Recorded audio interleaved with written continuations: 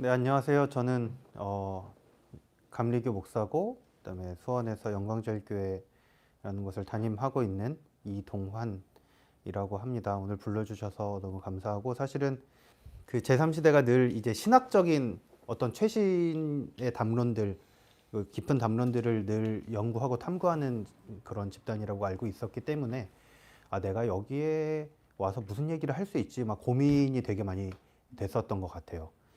나는 그냥 뭐 이따가도 말하겠지만 사실 이 사안에 휘말렸고, 그래서 제가 큐어 이슈에 대해서 어떤 깊은 통찰이나 이해나 내공이나 이런 것들이 있는 사람이 아닌데 어, 무슨 말을 할 수 있을까, 그저 나눌 수 있는 건 내 사안일 텐데 뭐 이런 생각을 했지만, 그래도 우리 정용택 박사님께서 예, 잘 말씀해 주셔서 또 어쨌든 현장의 이야기들을 그냥 이렇게 말씀드리고, 저도 여기서 이제 이야기 나누면서 많이 좀 배우고 또 힘도 얻고 이런 시간이 되었으면 좋겠다는 생각으로, 예, 감사하고 기쁘게 또 한켠에 부담을 가지고 네, 그렇게 오게 되었습니다. 초대해 주셔서 감사합니다. 네. 네, 오늘 이제 제3시대 제239차 원래 포럼, 2021년 4월 원래 포럼은 저희가 공지 나간 것처럼 감리교 이동환 목사님을 모시고 오늘 이제 제가 잡았던 제목은 축복은 죄가 될 수 없다, 혐오가 죄다, 이렇게 이제 저희가 몇 번의 이제 논의 끝에 제목을 이렇게 잡았습니다. 그렇게 해서 오늘 그 주제 하에 오늘 지금 이제 한국에 어쨌든 지금 이 한국 주류 교단 안에서 주류 교단들 사이에서 지금 진행되고 있는 이런 반동성의 혐오 정치, 그 안에서 또 이 목회자들에 대한 탄압, 목회와 함께하고 있는 목회자들에 대한 탄압의 어떤 걸 상징하는 목사님을 모시고 저희가 이 이야기들을 좀 중심, 목사님 개인의 이야기들, 어떤 경험과 지금 겪고 계신 일들을 중심으로 저희가 한국 주류교단에서 일어나고 있는 이런 현상들에 대해서 좀 같이 토론을 해보고자 합니다. 그래서 첫 번째 이제 질문 바로 이제 진행을 하겠습니다. 첫 번째 질문은 일단 저희가 이제 찾아보니까 올해 이제 무지개 인권상, 무지개 신학연구소와 그 무지개 신학연구소와 퀴어 신학회를 주관하는 거죠. 예, 예. 네, 거기서 주관하는 무지개 인권상을 수상하셨어요. 올해 수상자시더라고요. 그래서 네, 거의 그 수상하시기까지 이동환 목사님의 개인 활동 이력 이런 것들이 좀 궁금하고, 그런 것들을 중심으로 좀 일단 목사님의 그런 어떤 지금까지 어떤 활동들을 해오셨고 지금 하고 계신지를 좀 알려주시면 좋겠습니다. 네, 그 맞습니다. 요즘에 상복이 약간 터져서 네. 무지개 목회상, 아까 말씀하신 건 아, 무지개 목회상을 음, 받았고, 엠네스티에서 네, 음, 언론상 특별상을 받았고, 그다음에 근래 이제 친구 사이라는 게이 인권 단체에서 무지개 목회상, 네, 이렇게 자랑이고요. 아닙니다. 그러니까 뭐 네, 하여튼 뭐 그 아마 힘내라고 다들 그렇게 주시는 상이라고 생각을 했고요. 저는 사실은 이제 질문지를 하루 전에 보내주셔서 제가 받았는데, 그래서 제가 한번 찾아봤어요. 저도 생각을 못 하고 있다가 내가 언제부터 운동을 시작했지? 이런 여러 사안들에 관심을 갖기 시작했지?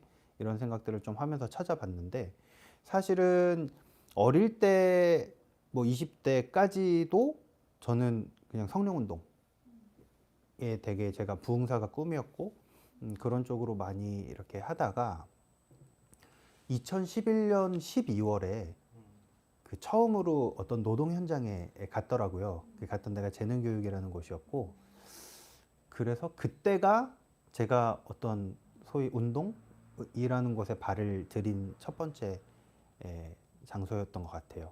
그래서 그때부터 시작해서 꾸준히 그 현장에 좀 연대를 했고, 사실은 조금 연대를 하다 보니까 진광수 목사님이라는 분이 갑자기 이렇게 눈앞에 나타나셔서 책 모임 좀 같이 하지 않을래? 뭐 이렇게 말씀을 하시더라고요. 그래서 뭐 좋다. 외로웠으니까요, 그 당시에. 좋다고 했고, 가서 이제 책 모임 참여하면서 책 모임 2, 3년 정도 같이 하고, 그다음에 이제 고난함께의 간사를 제안받아서 고난함께 감사 활동을 하면서 더 이제 어떤 이런 사회의 어떤 불합리한 구조 같은데 좀 그런 것들을 보기 시작했던 것 같아요.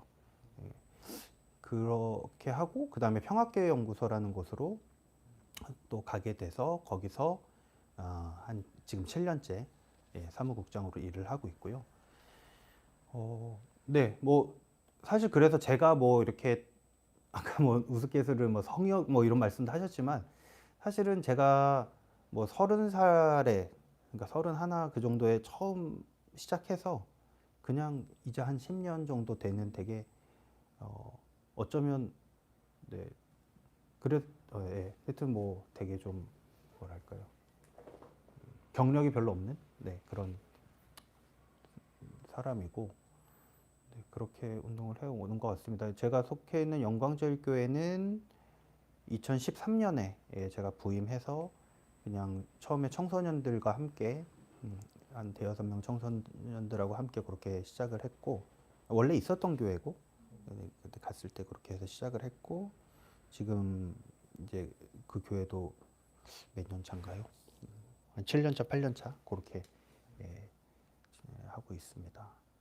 저는 사실은 그래서 제가 처음에 시작했던 것도 그렇고 노동 현장에 관심이 많았고 2011년에 처음 재능 가면서 그 다음부터 이렇게 쭉쭉쭉쭉 지금까지 지금은 이제 아시아나 케이오라는 곳에 또 연대하고 있는데 그런 현장들에 좀 관심이 많았던 부분이 있는 것 같아요.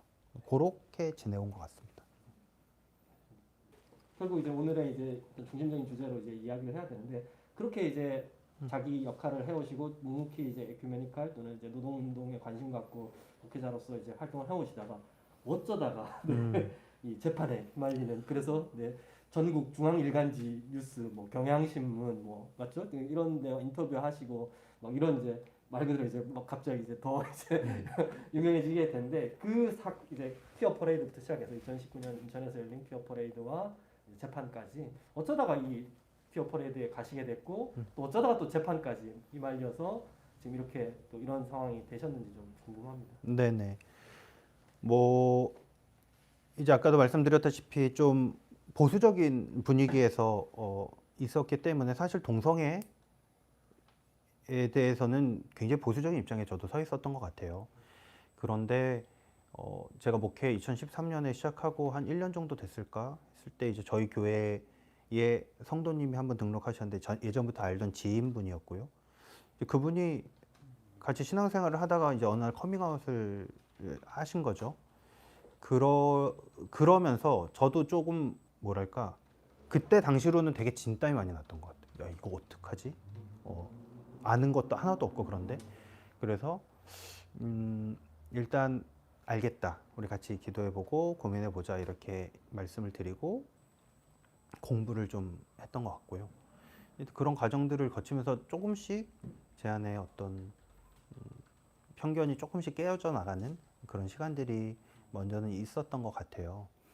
그리고 이제 컸던 게 2015년에 감리교에 소위 제가 지금 이제 재판에 말리게 된 이 재판법 3조 8항 동성애에 대해서 찬성하거나 동조하는 행위를 하였을 때 정직, 면직, 출교에 처한다라는 조항이 그때 생기거든요.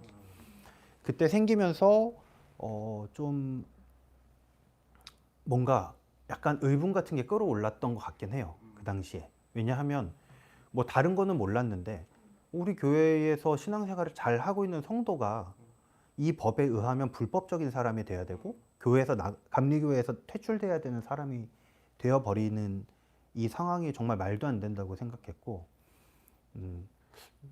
그래서 그 법에 대해서 그 법이 폐지되어야 한다는 그런 기자회견도 그 앞에서 했었고 교단 앞에서 했었고 이런 일들을 조금 하면서 조금 더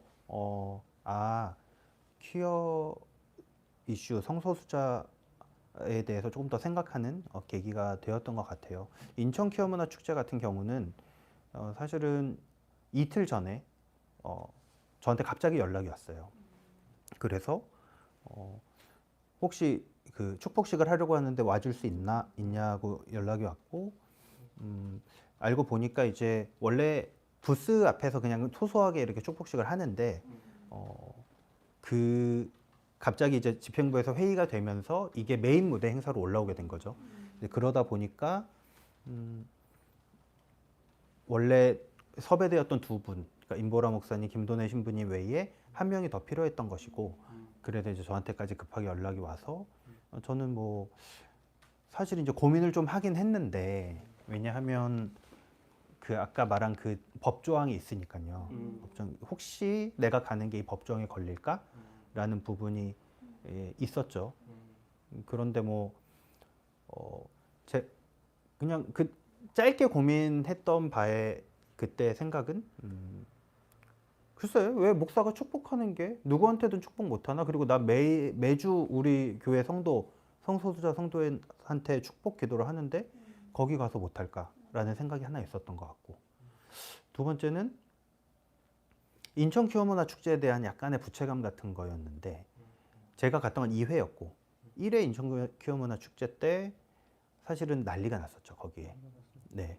저는 사실 가보진 못했는데 나중에 영상을 봤는데 정말 막 치가 떨릴 정도로 거기서 난리가 났고 행사가 완전히 뭐 이루어지지 못했고, 사실 그 엄청난 욕설과 물리적 폭력 때문에 치료를 받고 정신적인 피해, 어떤 트라우마를 호소하고 이런 분들이 굉장히 많았죠. 그리고 그 방해한 사람들의 대다수가 주축이 감리교회 청년들이었어요. 감리교회, 인천에 감리교회가 많잖아요. 예, 그러다 보니까 그 감리교회, 보수적인 감리교회 청년들이 대거 나와서 반대를 했던 것이고, 이제 제 안에 어떤 그런 부채감도 일정 부분 좀 존재를 했기 때문에 아 그래 가야겠다라는 생각을 좀 했고, 그래서 흔쾌히 가겠다라고 그렇게 결정을 좀 한 부분이 있습니다. 그렇게 갔는데 이게 사실은 이제 가고 이제 웹포스터를 만들어서 홍보를 한다고 하루 전날, 그래서 어떻게 할까요? 이름을 어떻게 할까요? 뭐 이렇게 연락이 와서 그 전에 늘 이제 저희가 가명을 써야 된다 뭐 이런 얘기를 했는데, 야 언제까지 이름을 숨기면서 하지? 잘못하는 일이 아닌데? 라는 생각을 했고 그냥 당당하게 하자라는 생각을 해서 생각이 짧았던 것 같아요. 네. 그래서 그냥 이동환 이름 넣어주십시오 하고 소속을 어디로 넣을까로 했는데, 사실은 거기서 영광제일교회라고 넣었으면 아마 아무도 몰랐을 거예요. 왜냐하면 영광제일교회는 너무 전국에 많을 거고 이게 뭐 감리교회인지 장로교회인지 모르잖아요. 그러니까 아마 특정이 되지 않았을 텐데 제가 영광제일교회 이름은 그래도 조금 숨겨야 되지 않나 싶어서 감리교 키와 함께하라고 감리교를 명시했던 게 그게 패착이었습니다. 그래서 감리교 키와 함께라는 걸 넣고 소속으로, 그리고 이 감리교, 그러니까 이제 그게 홍보물이 도니까 난리가 난 거예요. 특히 인천에 있는 이 목사들이 난리가 나면서 감리교회 이동환 목사가 누구냐를 찾았는데, 야 감리교회 3명밖에 없는 거예요. 그 사람들이 다 전화를 돌리고, 네 사실은 당일 아침에 저한테도 전화가 계속 들어오고 하는데 뭐 안 받았죠. 안 받고 이제 어쨌든 축복식에 갔는데도 분위기가 이상했던 게, 처음 보는 사람이 와서 이동환 목사님이시죠? 뭐 그러면서 자기가 팬이래요. 목사님 팬인데 사진 한번, 저 무지개 깃발 앞에서 사진 한번 찍어요. 막 이러고. 그래서 이거 분위기 이상한데? 라는 걸 생각했고, 아니나 다를까 거기서 사진도 찍어하고 이랬던 분들이 고발을 한 거죠. 네. 그 두 군데에서 고발을 했는데, 뭐 건강한 사회를 만드는 목회자 모임인가, 하여튼 뭐 건사목, 하여튼 뭐 그런 데서 하나, 그다음에 이제 저희 감리교 충청연대 동성애대책위원회에서 하나 해서 이게 2건의 고발이 교단으로 들어갔고, 처음에는 그 고발이 들어가니까 제가 속해 있는 경기연회로 고발이 들어갔고, 경기연회에서 당연히 이제 제가 속해 있는 수원 지방으로 연락이 간 거죠. 그러니까 저희 지방을 관할하는 감리사님이 저한테 급히 전화를 했어요. 목사님 간 거 맞아요? 하는데 전 무섭잖아요. 네, 맞습니다. 그러니까 막 빨리 오라는 거예요. 갔더니 이제 지방 목사님들이 모여 계시고 그분들이 빨리 지금 잘못했다고 해라. 잘못했다고 해야지만이 목사님 산다. 근데 그때 정말 이걸 막 어떻게 해야 되지? 막 싶어서 그리고 저는 정말 담이 진짜 작은 사람이거든요. 쫄본데. 그래서 네 그러면 안 앞으로 네 일단 심력 끼쳐서 죄송하고 앞으로 감리교 법 테두리 안에서 활동을 하겠습니다라고 얘기를 했어요. 그리고 잘 넘어갈 줄 알았죠. 그냥 그렇게 했으니까. 그런데 빨리 경위서를 또 써서 심사위원회가 열리니까 거기에 보내라는 거예요. 그래서 경위서에도 비슷한 내용을 썼어요. 죄송하다. 내가 생각이 짧았다. 뭐 이러면서 이제 써서 사실은 보냈고 제가 처음부터 뭐 이걸 싸워야지, 뭐 이거 막 해야지 한 게 아니고 하여튼 그랬어요. 그렇게 보냈는데 그냥 그거 받고 끝났으면 아마 별일이 없었을 텐데 그분들이 그 심사위원회에서 저한테 이거 가지고 안 되니까 각서를 써라라 그런 거예요. 근데 그때 각서는 못 쓰겠는데 이런 생각이 좀 들더라고요. 왜냐하면 각서라는 거는 뭐 다시는 하지 않겠습니다. 그리고 동성애는 죄입니다라는 걸 써야 되는데 이게 내 신앙 양심에도 너무 막 가책이 들고 그리고 저희 교회 성도님이 계신데 내가 그분을 부정하는 얘기는 할 수 없겠다라는 생각이 들어서 그러면 대신 내 마음을 담은 편지를 쓰자 그분들한테 해서 약간 제 딴엔 절절하게 이게 저의 어떤 상황과 목회적인 신념과 그럼에도 불구하고 이렇게 할 수는 없다라는 것들을 이제 쭉 써서 보냈는데 전혀 안 통했어요. 예, 전혀 안 통했고 이제 그분들이 보시기에 좀 화가 나셨나 봐요. 그러니까 소집을 했어요. 이제 딱 와라 해서 갔더니 한 정말 약간 요거보다 조금 방에 9분이 이렇게 저를 둘러싸고 이제 하고 이제 사상 검증을 일종의 사상 검증을 하시는 거죠.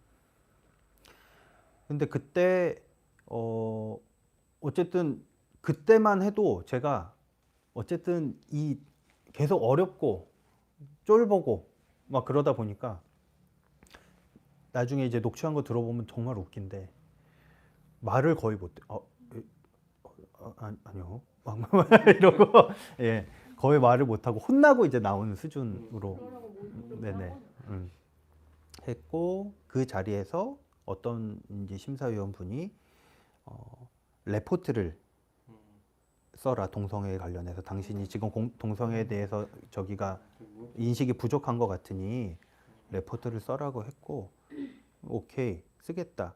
근데 제 안에는 이제 어떤 좀 생각이 있었냐면 레포트를 쓴다는 건 그분들이 내 레포트를 읽을 것이고 읽으면 그거에 대해서 어느 정도 토론이 되겠구나. 왜 뭐 전 잘 모르지만 박사 논문 같은 거 해도 막 디펜스 같은 거 하면서 막 토론이 되잖아요. 토론이 되겠지라고 생각하고 막 좀 즐거운 마음으로 좀 모욕적이기도 했지만 그래도 즐거운 마음으로 막 써서 한 60페이지를 써서 냈어요. 네. 그래서 제 딴에는 동성애에 대해서 찬성하는 쪽, 뭐 반대하는 쪽, 웨슬리의 사중 그거에 따라서 뭐 성서, 뭐 전통, 뭐 이성 해가지고 해서 냈는데 전혀 안 읽고 오셨고 그리고 그 자리 이제 읽고 막 약간 말걸기 나는 말걸기를 한다 이런 마음으로 가서 딱 앉아 있었는데 바로 대본에 나오는 얘기는 논문은 됐고 그 동성애에서 찬성해요 반대해요 바로 물어보시더라고요. 그래서 찬성하거나 반대할 수 있는 게 아니다라고 얘기했더니 아니야 그게 아니고 당신이 찬성하는지 반대하는지가 중요하다. 그래야만이 우리가 당신을 지금 더 윗선으로 넘길지 아니면 여기서 끝낼지가 결정된다. 말해라. 근데 제가 그걸 피하려는 게 아니라 동성애엔 찬성 반대가 없다라고 생각을 했기 때문에 그렇게 할 수 있는 게 아닙니다라고 계속 저는 답변을 들었고, 오케이, 그럼 찬성이라는 거죠. 뭐 이렇게 해서 끝났어요. 끝나고 이제 소위 그게 경찰 조사 같은 느낌이었다면 이제 검찰로 딱 위에 올려버린 거죠. 기소를 했다 그래야 될까요? 그래서 또 그 조사를 받고 거기서 재판위원회로 회부가 되고 뭐 그런 일련의 과정들을 거치면서 네, 그렇게까지 왔고, 뭐 아시는 대로 1심, 그러니까 감lik은 2심제인데 1심 재판에서 정직 2년을 받았고요. 그리고 이제 2심 재판 바로 항소해서 2심 재판을 진행 중에 있는데 지금 아직도 첫 재판이 못 열리고 있는 상황이에요. 뭐 하여튼 그 내용을 다 얘기하자면 너무 기니까 그렇지만 거의 이게 그러니까 징계위원회인지 재판인지 구분이 안 갈 정도로 제 표현이 아니라 밖에 계신 이제 기자분들이 뭐 워낙 조금 이슈가 되다 보니까 기자들이 많이 오시잖아요. 뭐 일반 사회 기자들도 야 이게 무슨 징계위원회야 재판이야 막 이럴 정도로 아주 편파적인 분위기고 심지어는 정말 총극도 있었는데 저를 아까 그 심사했던 심사위원회 위원 중에 한 분이 재판위원장으로 앉아 계신 거예요. 그러니까 심사위원회는 저를 고발한 사람들이잖아요. 검찰에 이를테면. 근데 그 사람이 재판위원장으로 앉아 있으면 이거는 어떻게 하겠다는 건가? 도대체 공정한 재판이 이루어질 수가 없는 상황이어서 뭐 그래서 막 또 부랴부랴 기피하고 뭐 하여튼 그런 그분이 제척되고 나서 지금 한 달 정도 지났는데 아직 재판이 안 열리고 있어요. 네. 뭐 혹시 상황은 그렇습니다. 여기까지 좀 들으신 것 중에 궁금하신 거 있으시거나 이런 분들이나 목사님 같은 있어요 질문?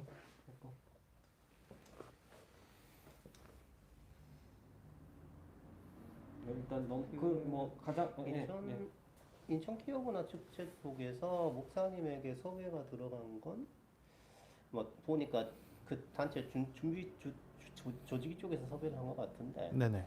조직위는 어떻게 이제 목사님에게 음. 연락을 하겠다라고 생각을 하게 된 거였어요? 그게 좀 궁금해집니다. 네네네. 그러니까 조직위는 사실 저를 알았던 건 아니고 네, 한 명이 더 필요하니까 아마 임보라 목사님이나 이런 분들한테 네, 한 명이 더 필요하다 얘기를 했을 거고 이제 임 목사님이 그랬을지 잘 모르겠어요. 이 과정은 모르겠는데 하여튼 그런 과정을 통해서 그 무지개 예술한 네트워크에 지금 급히 한 명이 필요하다는 얘기가 올라왔고 그럼 뭐 예를 그렇게 됐던 들어서 걸로 알고 있어요. 네.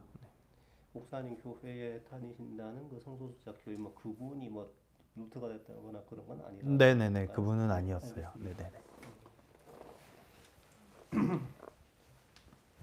원래 교단에서 재판을 하는 게 말씀해주신 것처럼 검사가 판사가 되는 검사가 경찰이 판사가 경찰이 되는 판사가 그런 되는? 느낌이죠. 네. 그런 식으로 그렇게 이루어지는지 교단에서의 그런 어떤 재판 자체가 약간 그렇게 편파적으로 어떻게 보면 정말 주먹구구식으로 이루어지는 경향이 있는 건지. 사실은 전혀 그럴 수가 없는 것이고, 네, 그럴 수가 없고, 사실 이 일뿐만 아니라 공개 재판을 받을 권리가 저희한테는 있고, 사실 헌법적으로도 있지만 교단법에도 공개 재판을 받을 권리가 명시되어 있는데, 자꾸 비공개로 이제 돌리는 거죠. 코로나 핑계를 대면서 비공개로 돌리는데 너무 재밌는 건 똑같은 장소에서 오전에는 반동성애 세미나를 했어요.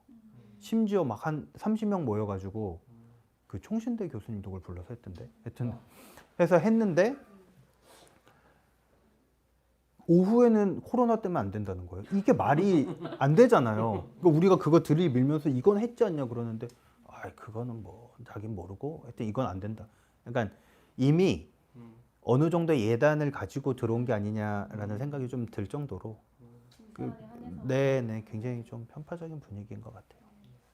사실 원래 다음 질문이 재판에서의 쟁점, 기소 사유 위반인데 이게 쟁점이라고 하기도 참 뭐하죠. 쟁점은 이제 다투는 거야 되는데 이게 다툰다기보다는 지금 말씀하신 대로 징계위원회인지 재판위원회인지 알 수 없을 만큼 이미 아까 얘기한 질문에서 나왔지만 답변에서 나왔지만 찬성이냐 반대냐라는 이제 이것만을 사실 강요하는 거고 결국은 이제 이분들은 동성애를 반대한다라는 걸 원하는 답변이 그걸 원하는 것 같은데 조금 이제 재판하는 과정에서 목사님이 아까 뭐 처음에도 이제 이 과정 처음에 이제 조사위원회 징계위원회 이렇게 가는 과정들을 얘기하셨지만 재판에서 혹시 이제 재판에서 구체적으로 좀 더 그 변론을 하신 부분이 있으면 정확히 목사님이 어떻게 변론을 하셨는지 좀 궁금해요. 아, 사실은 이 재판이 저희 같은 경우는 신학적인 논쟁으로 끌고 가지 않으려고 좀 노력을 했던 부분이 있는 것 같아요. 그러니까 저희가 이제 변호사님을 모신 것도 조금 더 근데 왜 그러냐면 법이 하나밖에 없어요. 그러니까 제가 걸린 법은 아까 말씀드린 동성애에 대해서 찬성과 동조했을 때 정직, 면직, 출교에 처한다 그 법 줄 한 줄인데 제가 그러니까 그 쟁점은 그거였죠. 축복식의 관계, 동성애에 찬성하고 동조하는 행위인가 아닌가에 대한 부분인 거죠, 사실. 그게 쟁점이고 뭐 아주 뭐 재판이 한 2차례 진행됐지만 사실 저희 입장에서는 완전 이겼다, 무죄다 이렇게 생각할 정도로 저쪽은 준비해 온 게 없어요. 고발인 측은. 왜냐하면 자기네들이 볼 때 동성애는 그냥 죄인데 뭘 준비해요? 뭐 이런 느낌이죠. 근데 이제 저희는 이런저런 얘기들 막 준비해 오고 그러니까 뭐 좀 그런 쪽으로 접근했던 것 같아요. 이를테면은 그 당시에 이제 인천 부평구청에 요청해서 이게 음란 축제가 아니라는 어떤 뭐 이런 문서를 받아오고 막 이런 것들을 해가지고 조금 더 객관적으로 증명해 보려고 했고요. 그러니까 좀 저도 뭐 대단한 사안으로 이를테면 뭐 걸려서 저희 같은 경우 예전에 변선한 학생님이 또 종교 재판으로 해서 출교당한 일이 있었는데 대단한 사안으로 재판 받았으면 막 그런데 그냥 축복식 가서 축복기도 했는데 예, 네 그렇게 된 게 어이가 없고 하여튼 저쪽에서 말한 건 그래서 결론적으로 정직 2년에 대해서 저쪽에서 이제 그 증거로 되었던 건 거기에 갔던 것 자체가 찬성의 동조의 행위다. 그리고 이제 그 언론 인터뷰 나중에 갔다 오고 나서 축복식 하고 나서 했던 언론 인터뷰들 보면서 뭐 이제 그다음에 무지개 스톨 뭐 한 거 이거 동성애 표시 아니냐 뭐 이런 얘기들 뭐 그리고 진짜 웃겼던 건 이런 것도 진짜 그 전문 판결문 전문에 들어갔는데 제가 비디오 머그라는 곳이랑 인터뷰를 할 때 그 기자님이 동성애에 대해서 목사님은 그냥 동조하는 거냐 아니면 그러니까 동성애자들을 지지하는 거냐 아니면 그냥 그들을 어떤 뭐 불쌍히 긍휼히 여기는 거냐 뭐 이런 부분에 했을 때 저는 뭐 성소수자를 포함해서 모든 사람이 지지받아야 된다고 생각한다라고 그렇게 대답을 했었어요. 근데 그게 저쪽 고발인 측에서는 되게 기자가 허를 찌르는 질문을 했다라고 생각을 했나 봐요. 그래서 그 고발인 측에서 똑같이 질문을 하더라고요. 자기가 묻겠다. 목사님은 동성애를 지지하는 거냐 아니면은 뭐 그냥 불쌍히 여기는 거냐 똑같이 물어보길래 근데 그게 제가 그때 했던 얘기를 똑같이 기억하지 못하잖아요. 그래서 동성애에 대해서 성소수자를 포함한 모든 사람들의 인권이 존중받아야 된다라고 했는데 그때는 성소수자를 포함한 모든 사람이라고 했고 이번엔 여기 재판장에서는 성소수자를 포함한 모든 사람의 인권이라고 했다고 이것 봐라 얘 법정에서 거짓말한다. 막 피해 가려고 그런다. 이게 진짜 전문에 들어가 있어요. 판결문 전문에. 뭐 그런 어이없는 것들이 다 쟁점이 됐죠. 막 그런 것들이 쟁점이 되면서 사실은 코미디 같은 재판이었어요. 그러니까 여기서 제가 뭐 거기서 엄청난 신학적인 뭐 변론을 하고 막 이랬던 게 있는 건 아니고 좀 이런 부분들이 있었다라는 네, 말씀을 좀. 좀 더 이제 저희가 좀 상황이 그려지죠 이제. 네. 자 그러면 이제 그 이후에 이제 목사님 혼자만이 아니라 지금 이제 어쨌든 이게 다른 교단들도 그렇고 여기 초교파적인 에큐메니칼 운동 단체들도 그렇고 또 저희 같이 이제 신학 연구 단체들도 그렇고 많은 사람들이 관심을 갖게 됐고 일반 사회에서도 당연히 지금 뭐 인터뷰 많이 얘기하셨고 또 성소수자 인권 운동 단체들도 또 주목하는 되게 중요한 사건이 되었는데 대책이 그리고 이제 뭐 NCK 퀴어 신학 아카데미 또 뭐 아까 얘기하신 친구 사이 뭐 여러 이제 이런 연대 다양한 방식으로 연대하고 결합하고 있는 이런 조직 단위에서 어떻게 좀 같이 운동하고 해왔는지 좀 네네네. 궁금합니다. 네, 근데 이제 아까 이게 조금만 더 붙이고 네네. 그때 말씀드릴게요. 하여튼 뭐 아까 그런 부분이 이 재판 안에서 있었지만 또 사실은 이런 부분도 있었죠. 뭐 신학적인 부분을 조금 얘기하자면 일단 축복에 대해서 좀 얘기했던 것 같아요. 축복이라는 게 말 그대로 복을 빌어주는 건데 하나님께 이 사람이 복된 삶을 살게 해달라라고 빌어주는 그런 내용이고 사실은 제가 축복기도 했던 내용도 보면 뭐 우리가 다 하나님 안에서 행복하게 살게 해주시고 있는 모습 그대로 네 사랑받게 해주시고 뭐 이런 내용들 평등하고 안전한 교회가 되게 해주십시오 뭐 이런 얘기들이었는데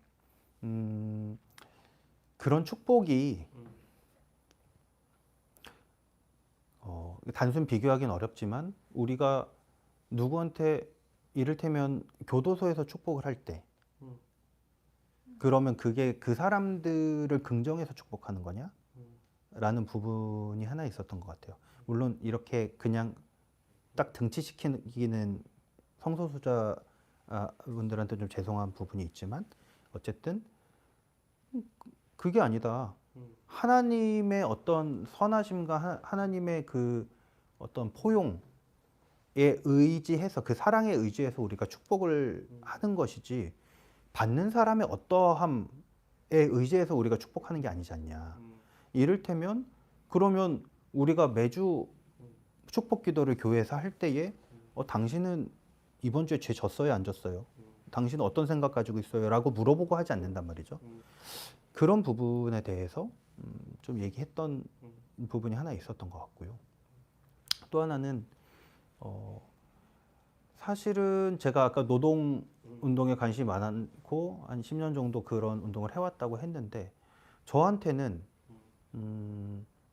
그게 다르지 않은 거예요. 그러니까 내가 동성애를 동조하거나 뭐 찬성해서 갔다기보다도 나한테는 거기에 가는 행위, 그러니까 가서 연대하는 행동이나 그 축복식에 갔던 행동이나 저한테는 다르지 않는 동기에서 비롯된 거죠. 예수 그리스도께서 그렇게 사셨고 나는 그리스도를 따르는 사람으로서 약자와 연대하고 소수자와 뭐 소수자의 편에 선다, 소수자의 편에 선다라는 생각을 가지고 그렇게 했던 것이 다르지 않다라는 얘기를 또 변론처럼 했었던 부분이 있고 사실 또 하나는 성경 해석이 우리가 그냥 문자적으로 그렇게 볼 수 있냐에 대한 부분도 있었던 것 같아요. 그러면 당신들은 문자적으로 거기 있는 걸 다 지키냐? 돼지고기 안 드시냐? 라는 얘기까지는 안 했지만, 네. 사실 그렇지 않습니까?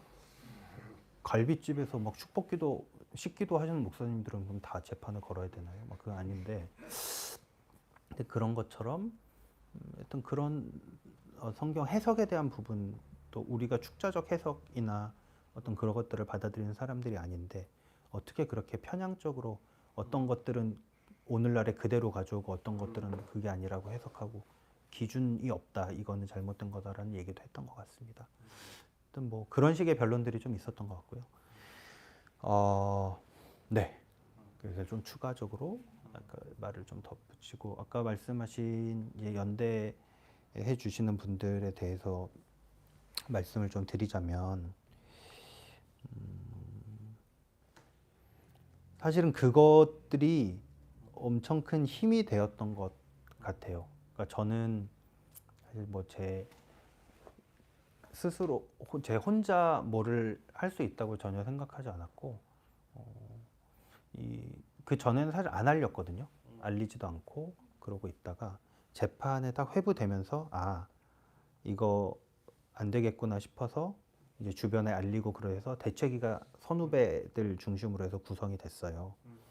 구성이 됐고 그래서 대책위 중심으로 여러 활동들을 이제 해 나가기 시작했고 그러면서 정말 다양한 뭐랄까요 그 연대 성명서들이 막 쏟아지기 시작하는데 정말 일반 대학 동아리 그 성소수자 인권 동아리 같은 데서도 막 오고 뭐 제가 연대했던 노동자들이 또 1,000명 넘게 막 연서명을 해서 막 보내주시기도 하고 또 정말 좀 많이 힘이 됐던 건 우리 감리교 내에 동기회 그리고 3040 젊은 목회자들 또 5060 시니어 목회자들이 한 100명씩 이렇게 연서명을 해서 성명서를 내주셨어요. 근데 그게 왜 감동적이었냐면 감리교가 이런 법이 생기고 이제 제가 이 재판에 딱 걸리기 시작하면서 사람들이 전부 위축되어 버렸거든요. 사실 그렇잖아요. 저 축복 기도만 해도 저렇게 되는데 지금 여기서 뭐 한다면 이런 생각들을 당연히 할 텐데 그럼에도 불구하고 용기를 내서 연서명을 해서 이렇게 해주고 실질적으로 그 연서명을 했다가 뭐 협박을 받은 사람들도 꽤 있어요. 이를테면 당신 교회 지금 우리 교회에서 후원하고 있는데 그거 끊어버리겠다라든지 뭐 부목사가 사인한 사람은 담임 목사가 당장 이름 빼라 뭐 이런 얘기들 그리고 실질적으로 제가 아는 2명의 젊은 목사는 지방에서 그 심사 받을 위기에 몰리기도 했었고요. 그런 일들이 있음에도 불구하고 어쨌든 그렇게 해주셨다는 것이 많이 감동적이었고 그런 교단 내부에서뿐만 아니라 다른 타교단의 분들 또 많은 도움과 그런 것들을 보내주시면서 그런 것들이 참 버티는 힘이 됐던 것 같아요. 사실 제가 투쟁 현장 연대하고 또 세월호 이런 투쟁들 보면서 그분들이 하셨던 말씀 중에 진짜 기억에 많이 남는 게 잊혀질까봐 두렵다라는 얘기 진짜 많이 들었거든요. 1년, 2년 지나가면서 잊혀질까봐 두렵다는 얘기들을 많이 하시는데 정말 그런 게 관심이 쏠릴 때 확 쏠렸다가 조금 지나면 아무래도 이제 본인의 일이 바쁘고 그러다 보니까 이렇게 싹 되는데 그렇게 좀 어렵고 힘들어질 때마다 이렇게 연락이 오고 또 여러 연대의 손길들이 오고 이런 것들이 정말 많이 힘이 되었던 것 같아요. 특히나 이제 거대한 교단 권력과 싸워야 되는 상황에서는 우리한테의 힘은 사실 이런 거겠구나 라는 생각들을 했고 그분들의 성명서 내용을 보면 사실은 뭐 그냥 이동환 목사를 살리십시오라는 것에서 더 넘어가서 이제 어떤 우리의 일이다 이것은 라는 내용으로 나아가는 그러한 것들이 또 되게 좀 기뻤던 그런 부분이었던 것 같고 그래서 이제 감리교회는 그런 과정들을 거쳐서 지금 혐오와 차별에 반대하는 모임이라는 줄여서 혐차반모라고 하는데 그 혐차반모가 생겼고 한 100여 분이 넘는 목회자분들이 모여 계셔요.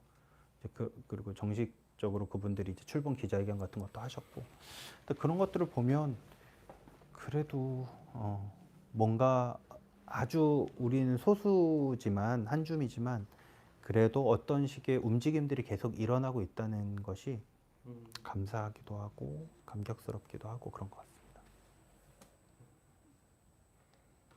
이야기를 듣다 보니까 참 진짜 그 축복이라는 것이 과연 그들의 논리대로 하면 그게 어떤 지지 행위인가? 목사가 저도 이게 참 제일 의아하다고 생각하는 부분이 그거였어요.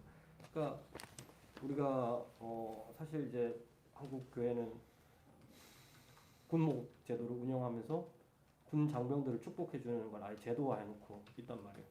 근데 그거에 대해서 제가 군목할 때 군종병이었을 때 군목 목사님하고 뭐 이런 얘기 저런 얘기 하다 그런 얘기 나왔어요. 군목 목사님들은 그럼 전쟁을 지지하는 거냐? 그건 아니래. 자기들은 반전주의자들인데 여기에 군인들이 있으니까 여기에 또 사고도 많고 아이들 고통도 있고 힘든 것도 있고 군목들 중에 상당수는 무슨 전쟁을 좋아하거나 군사 파시스트거나 그렇지는 않다고 본인들이 얘기해요. 그 중에 하는 분들 총 드는 거 싫어하는 분들도 있고 여러 가지 고민하다 군목이 된 분들도 있더라고. 그러니까 그런 분들 중에는 그러니까 여기 사람이 있기 때문에 여기 들어왔다 나는 여기 들어왔고 이들을 축복하고 위로하고 이들을 해야 된다고 생각했던 거다. 너무 문제가 많은 현장이니까. 그 논리대로 하면 사실은 이제 그러니까 우리가 그런 건 아니지만 그런 입장은 아니지만 오히려 축복이라고 하는 행위는 그게 지지냐 반대를 떠나서 어떤 거기 있는 사람들의 삶에 대한 건강과 위로와 안녕과 그들의 행복과 뭐 그런 것들을 복합적으로 담고 있는 목회적 행위이고 목사의 어떤 중요한 행위이고 의무인데 그걸 한 것을 그런 자기들이 격떨어지게 정말 자기들이 짜놓은 프레임에 지지 행위로 상상을 하고 이렇게 하는 것 같아요. 그리고 그걸 나중에 빌미를 맞추기 위해서 막 여러 가지 발언들을 막 끌어모아가지고 한다는 것 자체가 굉장히 목사 스스로 목사의 행위들을 품격 없게 만드는 목사가 가지고 있는 축복 기도의 이 행위들을 갖는 그런 어떤 뭐 우리끼리만 할 수 있는 얘기지만 정치를 초월한 어떤 그런 행위들 목사들이 그렇게 해왔던 최근에 뭐 통합 측에서도 어떤 목사님이 죽은 불신자를 위해 가서 장례식장에서 죽은 불신자 그러니까 신자의 가족이었겠죠. 그 불신자로 죽은 사람을 위해서 그 기도를 한 것이 재판에 시비에 걸린 거예요. 불신자를 해줬다는 게 말이 되냐? 뭐 하자는 건지 모르겠어요. 기독교가 결국 벌써 이미 어떤 범주화해놓은 어떤 특정한 인간들에게는 기독교가 적용이 되면 안 된다라는 어떤 상상들을 이미 하고 있고 작동하고 있는 거잖아요. 기독교 자체가 동성애자들에게는 안 되고 뭐 죽은 불신자에게도 안 되고 그러면서 사실은 부자와 군인과 뭐 또 어떤 특정한 집단에 대해서는 그것이 갖는 어떤 효과들을 무시하고 또 허용하고 그러니까 이게 자의적인 거죠. 굉장히 자의적이고 사실은 말이 안 되는 거고 그렇게 하는 것 자체가 이미 스스로가 저는 목사들의 어떤 행동의 품격을 스스로 우리가 하는 중요한 이 행위들의 어떤 뭐 이런 말 쓰기 좀 그렇지만 어떤 신적 행위의 어떤 신의 대리 행위자로서 목사가 할 수 있는 그런 중요한 행동들을 스스로 품격을 떨어뜨리고 있는 건 아닌가. 맞습니다. 그리고 이 법조항이 더 문제인 건 사실은 찬성 동조 행위를 가지고 처벌한다고 했을 때 이게 사상에 그렇죠. 네. 대한 검증이나 사상의 자유를 침해하는 부분이기도 하고 이런 거는 사실 국가보안법밖에 없거든요. 똑같죠. 예, 예. 네. 그러니까 일종의 그런 거예요. 교회식 국가보안법이라고 볼 수 그걸 있죠. 어떻게 만들어냈는지 그것도 참 놀라운 행동인데 정말 참 답이 없네요. 좀 답답하지만 일단 많은 또 감동적인 이야기도 분명히 있었습니다. 그런 어떤 작지만 어떤 흐름들이 감리교 안에 있다는 것도 굉장히 저는 좀 고무적이라고 생각합니다. 자, 뭐 이제 자연스럽게 이야기가 되는 거죠. 참 이야기를 듣다 보면 목사님 스스로도 참 답이 없고 굉장히 답답하고 화가 나고 그렇지만 또 인내하면서 싸우고 있는 어떤 그 이야기들을 들려주셨는데 어쨌든 보통 사람 같으면 2년을 이렇게 시달리면서 2년 맞죠? 뭐 지금 벌써 이렇게 지금 재판도 굉장히 얼처구니 없는 상황으로 계속 흘러가고 있는데도 어쨌든 재판을 묵묵히 받고 있다라는 것 자체가 저는 좀 그것 자체도 전 이제 좀 존경스러워요 개인적으로. 다른 교단 목사로서 나 같은 그렇게 시비가 걸렸을 때 뭐 피할 수 있다 피하는 것도 피하는 거지만 피한다기보다는 저는 저 같은 스타일은 어떠냐면 그냥 안 하고 만다 내가 이 교단을 떠나고 만다. 그러니까 제 주변에 뭐 모르겠습니다. 제 주변에 또 뭐 이런 거는 이런 어떤 중요한 이런 거는 아니었지만 여러 가지 이런 거 견디지 못해서 그냥 잠시 내려놓거나 그냥 무직으로 돌아가거나 아예 그냥 그런 식으로 해버린 사람들도 봤었거든요. 예, 예. 그러니까 재판에 이렇게 말리는 게 싫어서 이걸 하고 자기를 변호하고 막 이런 과정들이 그냥 싫은 거죠. 지난하고 답답하고 구차하게 느껴지니까 그냥 무직으로 돌아가나 다른 일을 찾거나 이런 분들도 많이 봤거든요. 물론 이제 명예를 위해서 싸울 수도 있겠지만 저는 이제 그게 제일 궁금해요. 이렇게 지금 몇 년째 싸워 나가고 교단 안에서 계속 하시고 있는 이 어떤 힘, 동기 네네네. 그런 부분들은 또 어디서 나오시는지. 이제 사실 아까도 말씀드렸지만 재판에는 희망이 사실 잘 없어 보이는 게 사실이에요. 뭐 징계위원회라고 할 정도로 아주 편파적인 분위기 속에서 하는 재판에 사실 1심 판결 때도 정직 2년 받았을 때 진짜 약간 아찔해지는 경험을 했거든요. 어떻게 이게 정직 2년이 나오지? 왜냐하면 그 전에 저희는 3개월 나오면 어떡할 거야? 막 6개월 나오면 어떡할 거야? 막 그거 가지고 서로 막 내부에서 토론하고 막 그러고 있었는데 정직 2년 이렇게 나와버린 것들이 좀 어이가 없었던 부분이 있죠. 그리고 뭔가 이제 그런 분위기 속에서 이제 진짜 그런 말씀 해주신 분들 많았어요. 못하러 거기 있어? 나 그냥 나와. 못하러 그 사람들 손에 너의 운명을 맡기냐? 그러지 말고 못하러 건강 잃어가고 시간 잃고 그러면서 돈도 700만 원 또 내고 저희 항소심한데 또 700만 원 냈잖아요. 회사원도 네. 안 해야 되는. 왜 그러고 있냐? 나와라. 나와도 하나님이 얼마든지 할 수 있다. 네가 감리교 목사가 아니어도 뭐 하나님이 주신 목회직에 바뀌니? 뭐 이런 얘기들 충분히 일리 있는 말씀이라고 생각하는데요. 사실 그럼에도 불구하고 좀 싸우려고 했던 부분, 계속해서 싸우겠다고 결심했던 부분은 뭐냐면 제 안에 어떤 여전히 교회에 대해서 놓지 못하는 어떤 부분이 있는 것 같아요.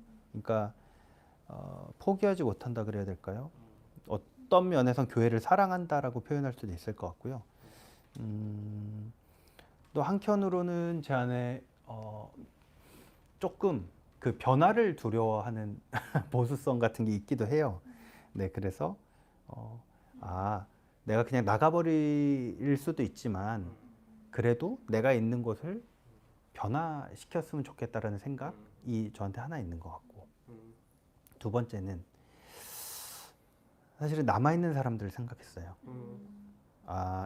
나는 그냥 나가면 끝이고 마음 편해질 수 있는데 여기 이 교단에 남아있을 성소수자 성도들, 그리고 신학생들, 앞으로 이곳에서 목회를 해나갈 후배들한테는 똑같은 문제가 반복될 거다. 누군가 시작하지 않으면 아무것도 변하지 않잖아요. 그런 생각들을 하면서 그래 그냥 이렇게 휘말린 김에 아예 내가 부딪혀보자라는 생각을 좀 했던 것 같아요. 그래서 뭐라도 해봐야겠다라는 생각을 했던 것 같고, 사실은 처음부터 제가 대책위 분들에게도 같이 싸우자고 하면서 얘기했던 건 나는 나의 구제에 대해서는 전혀 관심이 없다라는 얘기를 했었어요. 이 싸움은 이동환을 구제하려는 싸움이 아니라 우리 적어도 어떤 식의 단초, 어떤 식의 불씨, 어떤 식의 마중물이 될 수 있는 싸움이었으면 좋겠다라는 생각을 했고, 지금도 마찬가지라고 생각해요. 사실 싸우면 싸울수록 재판을 겪으면 겪을수록 감리교회에 소망이 있나? 라는 생각이 정말 많이 들거든요. 왜냐하면 정말 저 사람들은 목소리가 커요. 뭐가 그렇게 당당한지 모르겠는데 뭐 법도 가지고 있고 권력도 가지고 있어요. 목소리가 정말 크고 저희는 뭐 법적으로도 불리하고 뭐 이게 뭐 하여튼 늘 이제 움츠러져 있고 목소리를 낼 수가 없는 상황이잖아요. 그런 상황이었죠. 근데 그 전에는 아예 수면 위에도 드러나지 않았던 주제고 그냥 당연히 동성애 성소수자 묵살되는 존재였던 것이라고 한다면 이 일이 어떤 잔잔한 연못가에 돌을 던지는 것 같은 그러한, 그래서 우리 물밑에서 있었던 것들이 이렇게 물 위로 올라오는, 그래서 논쟁이 되고 토론이 되고 적어도 이 재판이 되는 동안에는 뭐 그런 일들 시끌시끌하게 만든 거죠. 이 사안으로 인해서. 그리고 감사하게도 왜 교회 내에 이 사안에 대해서 그렇게까지 관심을 갖는지 모르겠지만 그 일반 사회 언론들이 막 조명을 하고 그러면서 이게 더 감리교로서는 뭔가 그냥 뭉개버리고 지나가기가 어려운 사안이 돼버렸어요. 그러다 보니까 지금 더 일을 키우지 않으려고 이 사람들 노력은 하고 있는데, 이게 계속해서 저희 감리교 게시판에도 막 하루에 몇 건씩 글이 올라오고 막 논쟁이 되고 막 서로 반박하는 글들 올리고 그러고 있거든요. 이제 그런 것들이 어쨌든 괴롭고 고통스럽지만 그럼에도 불구하고 어떤 논의가 시작됐다라는 점에서는 어떤 불씨 정도가 되지 않았을까. 그래서 설령 뭐 제가 이 재판에서 정말 뭐 편파적인 판정을 받아서 정직 2년이 아니라 면직이나 출교가 나와도 충분히 가치 있는 싸움으로 만들어가면 좋겠다라는 생각을 계속하고 있고 네, 그런 마음이 있기 때문에 교단 내에서 싸우려고 하는 것 같아요. 어쨌든 뭐 하나님은 그러니까 저는 저의 일을 하는 것이고 하나님이 또 만들어 가시지 않을까요? 네, 이것들을 사용해서 뭐 이런 믿음을 가지고 하는 거죠. 이제 남은 재판 절차 2심이라고 하셨는데 지금 네네. 2심이 안 열리고 있는 네네. 상태죠.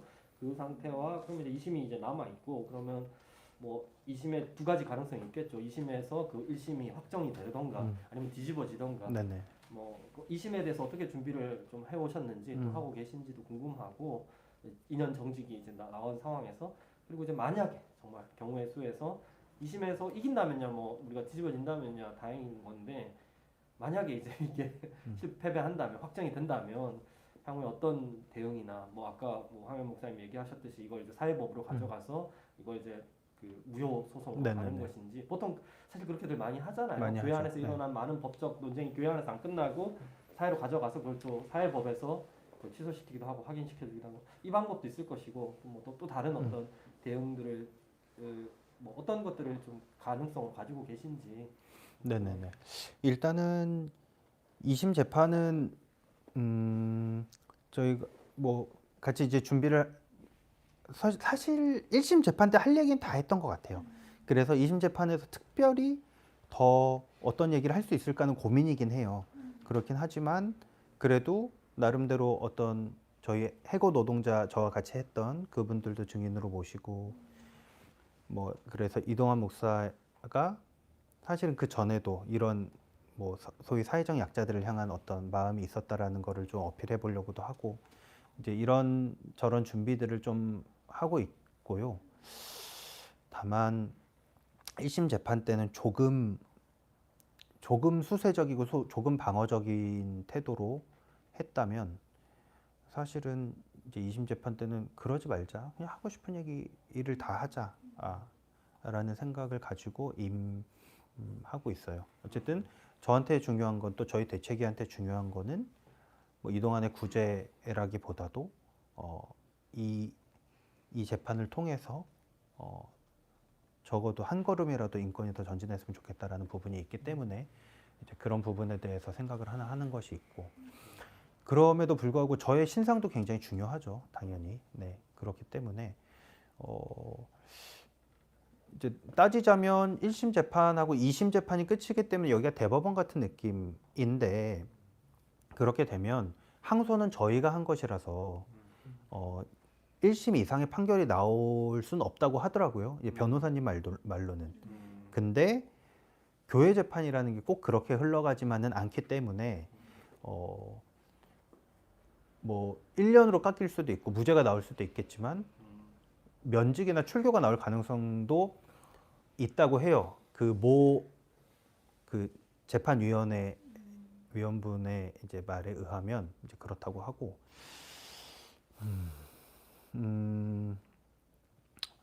모르겠습니다. 만약에 그 이상의 판결이 나온다면 사회 재판으로 가져가야 되지 않을까 싶은 생각도 들어요. 네. 예. 그런데 사회 재판으로 가져갔을 때 이게 왜 교회 내의 내규와 특히 이제 사상에 대한 부분이기 때문에 동성애를 교회에서 어떻게 생각하느냐는 사회법정에서 다룰 문제가 아니라고 판단할 수도 있거든요. 예. 그래서 그 부분은 어떻게 될지 모르겠어요. 사실은 이 부분에 대해서 인권위원회에도 진정을 해봤는데 인권위원회에서도 다루기 어려운 상황이라고는 답변을 듣긴 했고 다만 이제 공개 재판에 대해서는 본인들이 이제 하겠다 그래서 이제 교단에 좀 하고 있는 건데 그런 부분이 있습니다. 그런 부분이 있어서 조금 더 신중하게 어떻게 할지 생각해 봐야 되는 부분이 있고 우스갯소리로 그런 얘기는 했어요. 10년 동안 보고 배운 게 노동 현장에서 해고 노동자들 하는 투쟁이었는데 아니 뭐 면직이나 출교 나오면 복직 투쟁 하지 뭐 이런 얘기도 막 그래서 교단 앞에 텐트 쳐? 뭐 농성해? 뭐 이런 얘기들도 좀 우스갯소리 반농담 반진담으로 했는데 아니 지금 그럴 마음도 있어요. 정말 뭐 아니면 진짜 뭐 여기서 전략을 다 공개하긴 뭐하지만 뭐를 해서라도 이 사안에 대해서 그냥 맥없이 날아가 버리는 일은 없어야겠다는 생각이 들어요. 그게 이게 판례가 될 거기 때문에 후대를 위해서라도 그런 생각은 하나 들고요. 일단은 그런 것 같습니다. 그러면서 향후에 좀 제가 해나갈 일들은 이런 재판 건이 좀 마무리가 된다면 아까도 말씀드린 이 3조 8항 이 법조항 차별적인 법조항에 대해서 좀 폐지하는 운동들 교회 내에서 네, 운동들을 좀 해나가고 싶고 또 개인적으로는 이 이번 재판을 겪으면서 야 혐오 차별의 문제가 너무너무 심하구나 교회 안에 이런 생각을 좀 했고 그리고 또 한편 그런 생각도 했어요. 야 앞으로 한국 사회의 인권은 점점 발전할 텐데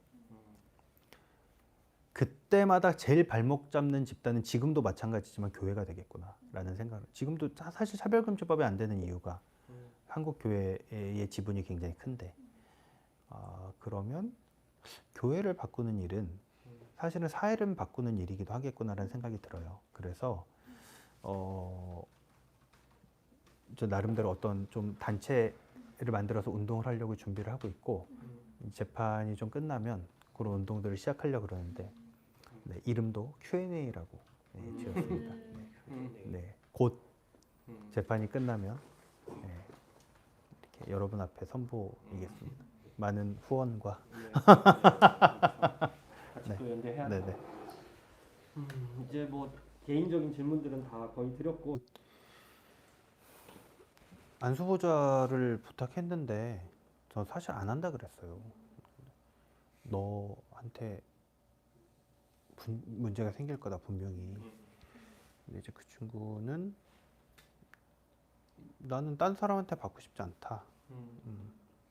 그리고 이거 가지고 문제가 생긴다면 내가 이런 교단에 남아 있어야 될지 잘 모르겠다. 뭐 이런 얘기들을 좀 했고. 어쨌든 그래서 안수를 보좌를 하게 됐는데 하여튼 뭐 그렇게 됐어요. 그렇게 난리가 났고 뭐 저는 사실 제가 그 축복식 해서 그렇게 된 것보다 더 속상하더라고요. 왜냐하면 저는 뭐 공격받아도 상관없어요. 저도 엄청 욕 먹었는데 사실 공격 나야 뭐 이미 뭐 이런 마음이 있는데 이제 막 목사 된 사람이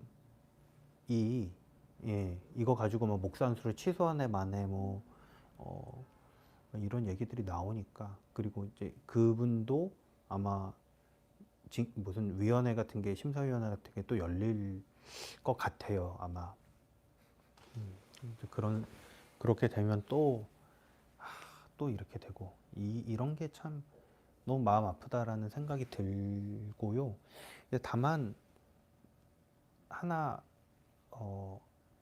그랬던 거는 이제 저 같은 경우 처음이었기 때문에 감리교에서는 처음이었기 때문에 사실은 좀 좌충우돌하고 처음에 막 이제 사람들을 모아야 되고 막 이런 것들이 있었다고 한다면 만약에 이제 이 친구한테 어떤 문제가 생겼을 때는 우리가 도울 수 있는 여러 이제 자원들이 있는 거죠. 사람들도 있고 그런 부분이 좀 뭐랄까 일종의 한 단계 그래도 진화한 부분이라면은 라고 말할 수 있다면 그렇게 할 수 있는 부분인 것 같아서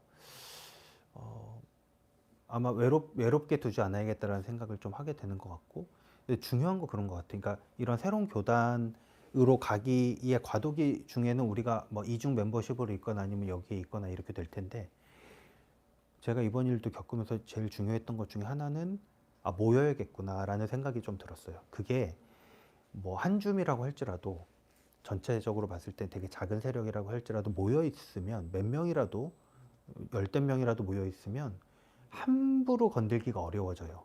네, 왜냐하면 그 사람들이 목소리를 내고 관련된 사람들이 연계해서 목소리를 내기 시작하면 시끄러워지거든요. 교회에서 제일 싫어하는 것 중에 하나가 시끄러워져서 막 그 언론으로부터 공격받고 막 사회로부터 지탄받고 이런 거 진짜 예민하게 생각하고 싫어해서 그런 좀 뭉쳐있는 것들이 조금 중요하겠다. 우리는 사실 너무 파편화돼 있잖아요.